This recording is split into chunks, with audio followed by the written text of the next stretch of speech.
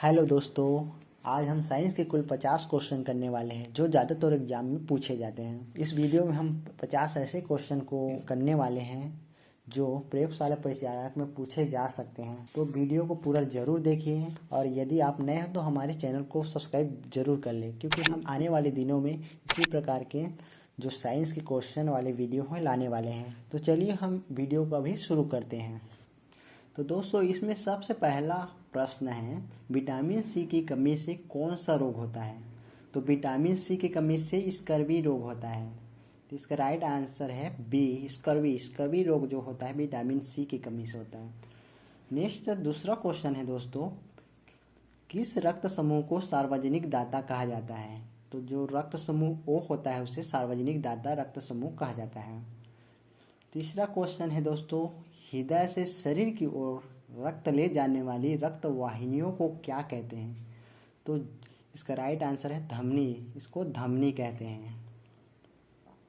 चौथा क्वेश्चन है दोस्तों, निम्नलिखित में से कौन जीवाणु बैक्टीरिया जनित बीमारी नहीं है? तो जो एड्स होता है वो बैक्टीरिया जनित बीमारी नहीं होती है, यह वायरस से उत्पन्न बीमारी होती है। वायरस यानी कि विषाणु जनित बीमारी। पांचवा क्वेश्चन है, किसी रक्त समूह में प्रतिरक्षी एंटीबॉडी ए व बी पाए जाते हैं, तो वह रक्त समूह होगा। तो जो वो रक्त समूह है उसमें प्रतिरक्षी एंटीबॉडी ए और बी पाया जाता है। छठवां क्वेश्चन है दोस्तों, टाइफाइड या मियादी बुखार किसके कारण होता है? तो टाइफाइड या मियादी बुखार होता है वो जीवाणु बैक्टीरिया के कारण होता है। सातवां क्वेश्चन है, एनीमिया रोग रक्त में कमी के कारण होता है। तो एनीमिया रोग जो होता है वो हीमोग्लोबिन के कमी के कारण होता है। हीमोग्लोबिन के कमी के कारण एनीमिया रोग होता है। आठवां क्वेश्चन है, निम्नलिखित में से प्रदूषकों के किस श्रेणी का संबंध ब्लू बेबी सिंड्रोम से है? तो जो इसका राइट आंसर है नाइट्रेट। नाइट्रेट्स जो है प्रदूषकों की वह श्रेणी है जिसका संबंध ब्लू बेबी सिंड्रोम से है। नौवां क्वेश्चन है, लॉक जो रोग है, लॉक जो रोग किसके कारण होता है? तो जीवाणु के कारण होता है। जीवाणु जनित यह एक रोग है, लॉक जो रोग। नेक्स्ट क्वेश्चन है, 10वां क्वेश्चन है, टर्नर सिंड्रोम का संबंध किससे है? तो टर्नर सिंड्रोम का संबंध स्त्री से है। इसका राइट आंसर है बी, स्त्री। 11वां क्वेश्चन है दोस्तों, पित्त ज्वर या येलो फीवर रोग है।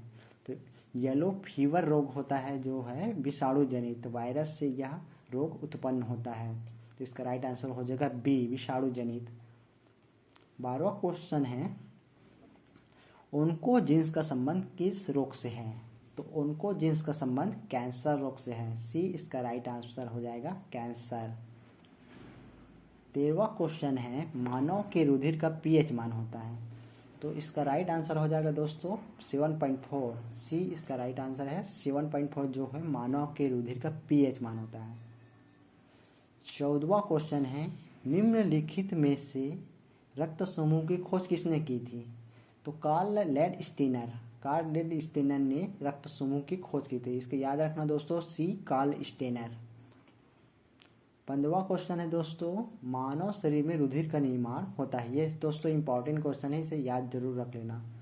मानव शरीर में रुधिर का निर्माण होता है। तो मानव शरीर में रुधिर का निर्माण अस्थि मज्जा के द्वारा में होता है। अस्थि मज्जा में मानव शरीर का निर्माण होता है। मानव शरीर में रुधिर का निर्माण होता है। 16वां क्वेश्चन है दोस्तों, एथलीट फुट संक्रामक रोग है। एथलीट फुट किसके कारण होता है? तो जो ये एथलीट रोग है फफूंद जनित बीमारी होती है, फफूंद जनित रोग है।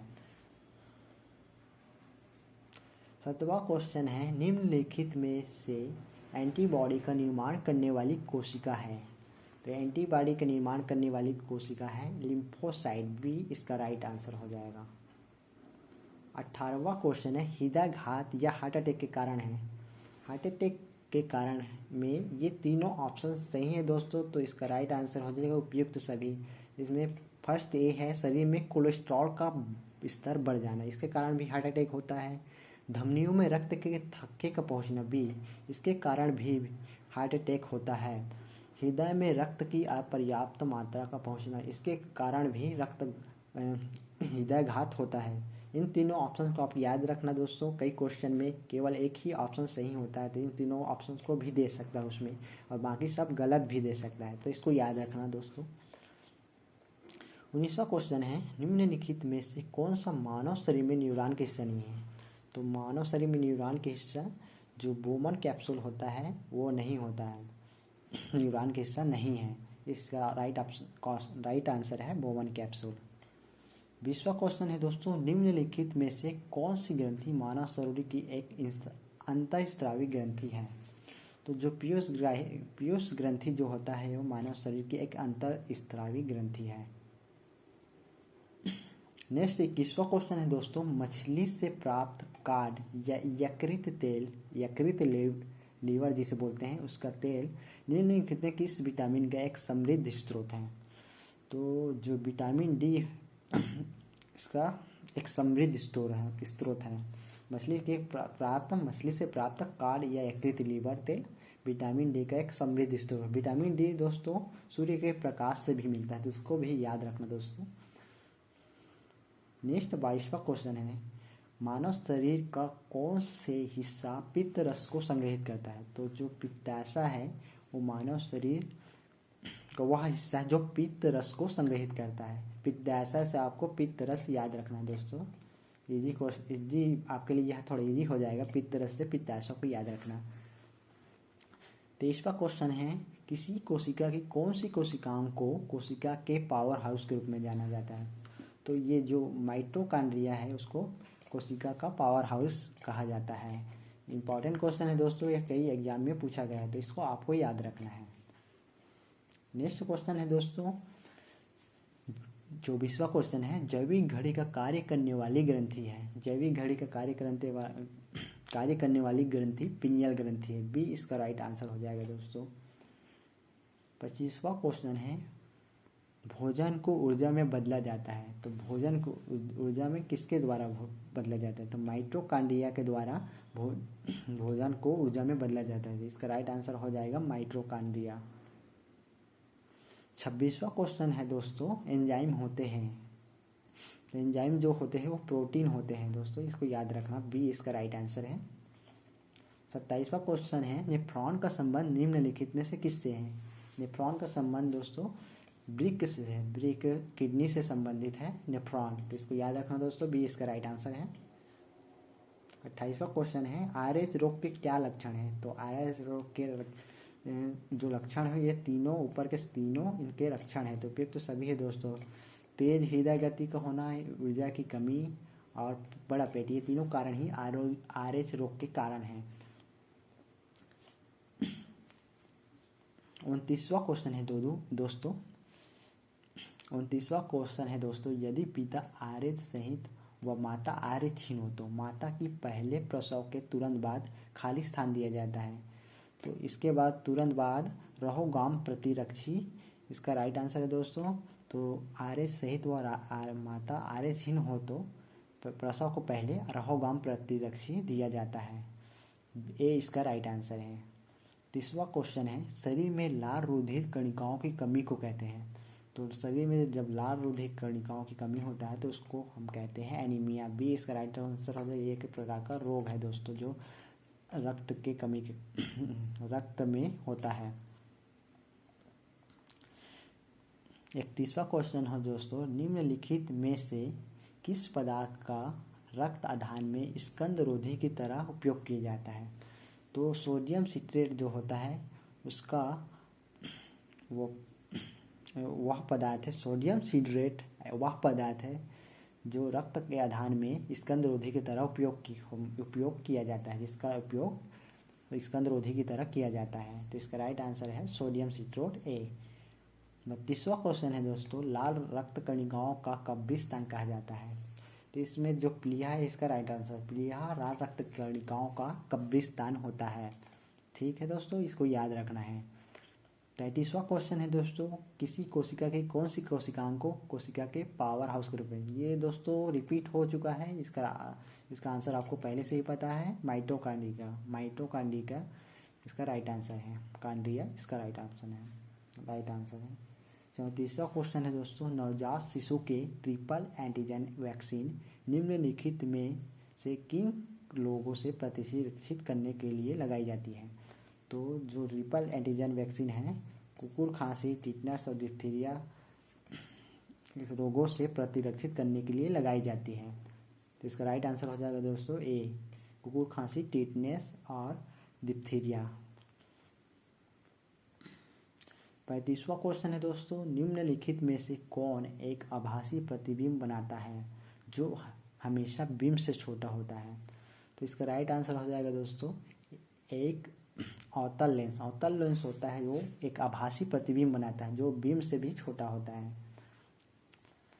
36वां क्वेश्चन है, नेत्र लेंस एक अपारदर्शी झिल्ली बन गई है। सॉरी, रिपीट करता हूँ दोस्तों, नेत्र लेंस एक अपारदर्शी झिल्ली बन गई है जो कि दृष्टि पर प्रतिकूल प्रभाव डालता है।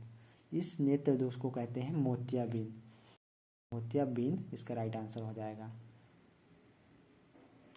37वां क्वेश्चन है, अशुद्ध रक्त प्रवाहित होती है। तो अशुद्ध रक्त जो है शिराओं में प्रवाहित होती है। तो इसका राइट आंसर है ए, शिराओं में रक्त अशुद्ध रक्त प्रवाहित होता है। और 20वां क्वेश्चन है, निम्नलिखित में से प्रकाश की कौन सी विशेषता पेरिस्कोप को बनाने में काम में ली जाती है? तो जो प्रकाश का परावर्तन होता है वो पेरिस्कोप को बनाने में काम में ली जाती है। तो इसका राइट आंसर हो जाएगा बी, प्रकाश का परावर्तन इसका राइट आंसर हो जाएगा। 39वां क्वेश्चन है, निम्नलिखित में से कौन सा रंग प्रिज्म से गुजरने पर सबसे ज़्यादा विचलित होता है? तो जो बैगनी रंग है प्रिज्म से गुजरने पर सबसे ज़्यादा विचलित हो जाता है। इसका राइट आंसर हो जाएगा डी, बैगनी। 40वां क्वेश्चन है, एक 15 सेंटीमीटर फोकस दूरी के अवतल लेंस के सम्मुख बिंब अनंत पर रखा है, आभासी प्रतिबिंब की लेंस से दूरी होगी। तो इसका राइट आंसर है 15 सेंटीमीटर। 15 सेंटीमीटर इसका राइट आंसर हो जाएगा बी। 41वां क्वेश्चन है, इंद्रधनुष पानी की छोटी छोटी बूंदों के द्वारा सूर्य रोशनी के खाली स्थान से बनता है। तो जो इंद्रधनुष है वर्ण विक्षेपण, सूर्य की रोशनी के वर्ण विक्षेपण के कारण यह इंद्रधनुष बनता है। 42वां क्वेश्चन है दोस्तों, लेंस की क्षमता के एसआई मात्रक है। तो इसका राइट आंसर हो जाएगा डायप्टर ए। डायप्टर लेंस की क्षमता का एसआई मात्रक है। नेक्स्ट क्वेश्चन हो जाएगा दोस्तों 43वां क्वेश्चन, अगर आप एक समतल दर्पण के सामने अपने बाएं कान को दाएं हाथ से छुओगे, तो यहाँ पर थोड़ा टाइपिंग मिस्टेक हो गया है, छुओगे होगा, यहाँ छुओगे तो दर्पण में ऐसा दिखेगा जैसे आपके दाएं कान को बाएं हाथ में छुआ है। तो बी इसका राइट आंसर हो जाएगा दोस्तों, दाएं कान को बाएं हाथ से ने छुआ है। 34वां क्वेश्चन है, ए बी रक्त समूह के लिए क्या सत्य है? तो ए बी रक्त समूह के लिए इसमें से सभी सत्य है, उपयुक्त सभी इसका राइट आंसर हो जाएगा। इसमें एंटीजन ए बी पाए जाते हैं और एंटीबॉडी भी अनुपस्थित होती है। यह सर्वग्राही भी है। ए बी रक्त समूह है वो सर्वग्राही भी, तो इसका राइट आंसर हो जाएगा उपयुक्त सभी। 45वां क्वेश्चन है, जीव विज्ञान में रोग प्रतिरक्षा का अर्थ है। तो रोग प्रतिरक्षा का ये तीनों ही अर्थ है। तो इसका राइट आंसर उपयुक्त सभी, ये सभी जो तीनों हैं वो सही हैं। तो इसका राइट आंसर हो जाएगा डी, संक्रामक से लड़ने की क्षमता, बीमारियों से लड़ने की क्षमता, जन्य और एलर्जी से बचने की पर्याप्त सहनशीलता, ये रोग प्रतिरक्षा का अर्थ है। 46वां क्वेश्चन है, संपूर्ण रुधिर है। संपूर्ण रुधिर है तो इसका राइट आंसर हो जाएगा सी, प्लाज्मा व कणिकाएं। प्लाज्मा और कणिकाएं जो है संपूर्ण रुधिर है। 47वां क्वेश्चन है, हार्मोन उत्पादन से संबंधित एक फलन कार्य है। तो हार्मोन उत्पादन से संबंधित एक फलन कार्य है हाइपोथैलेमस, बी इसका राइट आंसर हो जाएगा। 48वां क्वेश्चन है, खुला रक्त परिसंचरण तंत्र पाया जाता है। तो जो कीटों में होता है खुला रक्त परिसंचरण तंत्र पाया जाता है। तो बी इसका राइट आंसर हो जाएगा। 49वां क्वेश्चन है, आरबीसी का जीवन काल है। आरबीसी का जीवन काल कितने दिन का है?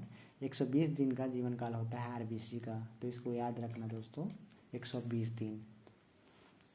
50वां क्वेश्चन है, आरएच कारक की खोज की गई थी। आरएच कारक की खोज की गई थी रिसस नामक बंदर में की गई थी। इसको याद रखना है, रिसस नामक बंदर में आरएच रोग कारक की खोज की गई थी। आशा है दोस्तों आपको यह वीडियो जरूर पसंद आया। यदि पसंद आया तो वीडियो को लाइक जरूर कर लें। साथ में यदि आप नए हो तो चैनल को सब्सक्राइब भी कर लेंगे। आने वाले दिनों में हम इसी प्रकार के जो साइंस के क्वेश्चन वाले वीडियो वो लाने वाले हैं। तो धन्यवाद दोस्तों।